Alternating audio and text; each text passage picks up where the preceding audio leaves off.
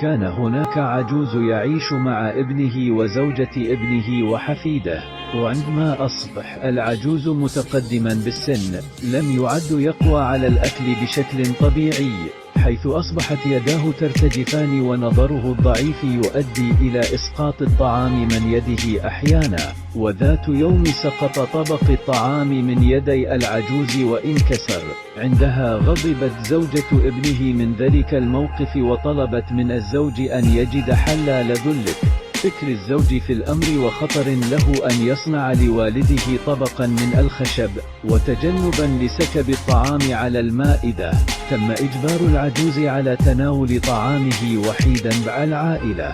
العجوز كلما وضع له الأكل وحيدا كانت الدموع تسيل عليه وجنتيه، لأنه كان يشعر أنه منبوذا في أيامه الأخيرة، حيث أجبر على الأكل وحيدا بينما تستمتع باقي أفراد الأسرة بتناول الطعام على المائدة. وكان حفيده ينظر إليه وسط صمت مهيب. مع مرور الأيام أصبحت ظروف العزل تفرض على العجوز من قبل ابنه وزوجة ابنه اللذان لم يطيقاه كما ينبغي.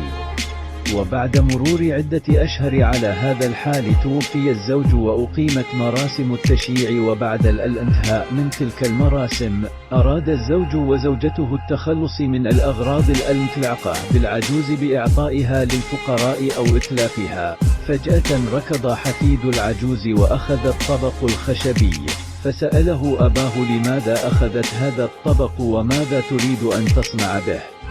عندها أجابه الطفل الصغير: أريد أن أحتفظ به كي أطعمك أنت وأمي به عندما تكبران مثل جدي. الحكمة: كما تدين تدان.